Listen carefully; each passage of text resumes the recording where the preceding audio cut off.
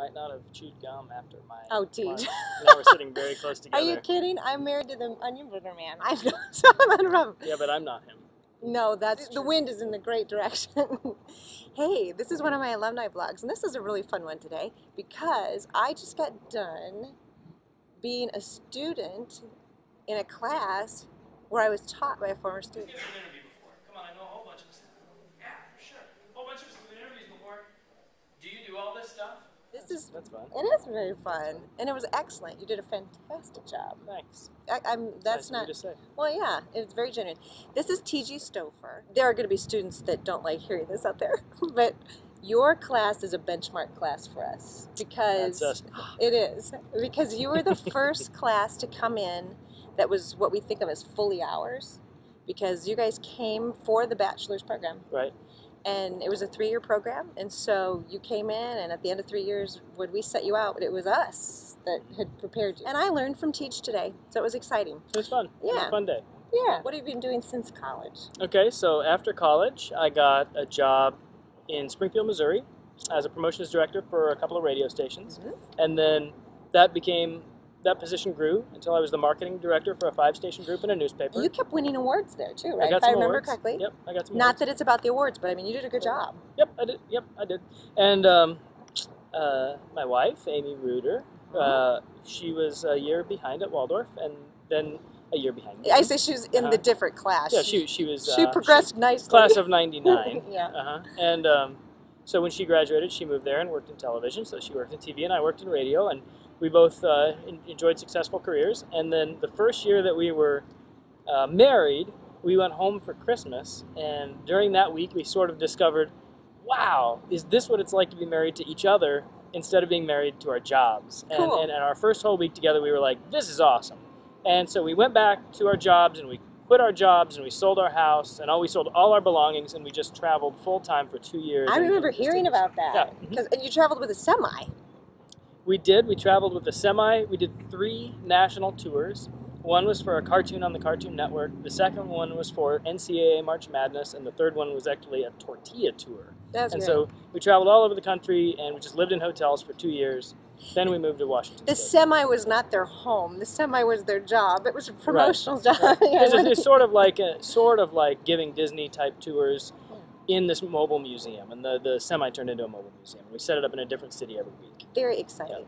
And then after that, moved to Washington State, and I stayed in that event marketing, mobile marketing industry, and developed the tours and taught people how to be good communicators and did all that kind of stuff. And Amy at that time kind of went into the real estate world, and during that same time, we started a nonprofit organization called Recycled Fish. And that's what I do. Well, I love a lot of things about recycled Thank you. fish. I do. But please, is it the philosophy is the correct term? Or I'm not going to say the term right, but about living downstream. Yeah, so our lifestyle runs downstream. That's our mission and our message. And so that's it. we talk a lot about the stewardship ethic and having an ethic of being a caretaker of these wild and natural places like this cool little pond behind us. And so, it's true. Our lifestyle runs downstream. People who fish, the gender-neutral term for that is angler. Okay. So anglers, people who love to fish, really have like a tangible connection to our waters. They're out there experiencing it, and they also have a passion for our waters. So we sort of educate them on how to be stewards and really activate that passion to make them not just users of the resource, but stewards of the resource, caretakers. And so on the water, a recycled fish is one somebody let go again, right? A recycled fish is catch and release. Catch and release. And so catch and release is great, but the truth is there's nothing wrong with eating a fish once in a while too. Fish are delicious, they're healthy, they're a renewable resource. Your omega. Yeah, omega-3s, right. You get all that from fish. We need fish. There's nothing wrong with eating fish, but we have to harvest them selectively. Right. So we talk about catch and release and selective harvest, and that makes a lot of sense to anglers. Anglers understand that stuff. And then we kind of build on that message because while that stuff's important, it won't solve the problems facing our fisheries because our lifestyle runs downstream. So the stuff we do every day, the stuff we put on our lawns, whether we have a low-flow shower head, whether we buy recycled paper, that matters just as much. So that's our message in a nutshell. Very nice. I love that idea. I'm the founder, yeah. And you started small. I'd like to say that the idea might have even come from one greater than me, that I'm the one who brought it into You're being. the tool. That's right. Yeah. You make it happen. You're the hands. You're the hands and the face. Right. And you partnered too with Ryan Libby, right? Ryan Libby is one of the co-founders. He was one of our classmates at Waldorf, and then a guy from Washington State. And the three of us founded the organization, and it's grown. Yeah. We now have 12,000 members in all 50 U.S. states and 20 countries. And you sponsor fishing tournaments? We do. We spend a lot of time showing up at fishing tournaments and teaching these anglers at the tournaments, and we sponsor a few. And we have a whole bunch of programs. And you do some promotional stuff too for grand openings, right? I am a frequent guest at grand openings around the country.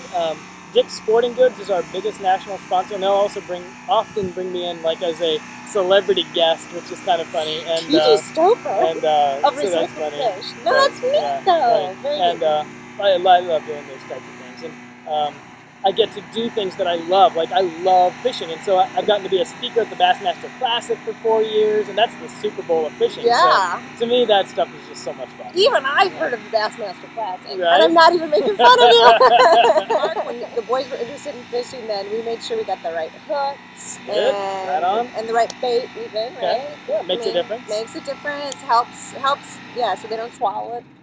Right? Better chances of lip hooking. We talk a lot about lead-free tackle. Did you know? Oh, wow. That 50%, depending on the region, 40 or 50% of the bald eagles and loons found dead in the wild died of lead poisoning. Oh my word! And it's from eating the bait from the fish. It's from eating a lead tackle or a lead hunting shot. That's where it comes from. Yeah. Wow. No, I did not know that. A speck of lead the size of a BB will kill a bald eagle in 4 days because their metabolism is so fast. They metabolize it, and the lead poisoning is immediate. Oh my word! So if we want to see bald eagles when we're out there, we use lead-free tackle. It makes us a better steward. You know? Yeah. And it works. Works the same. Works the same. Costs a penny more. And a couple pennies more. Look what you're doing out there. That's very cool. I don't know. It doesn't feel right to say that I'm proud because you've done it, but like I feel proud. So I'm like proud to know you. I am. All right. So thanks a bunch. Proud of you too. Well, thanks. The love fest is over. Our lifestyle runs downstream. Good cheer, blessings, and great adventures. Yay! Thanks, Teeg.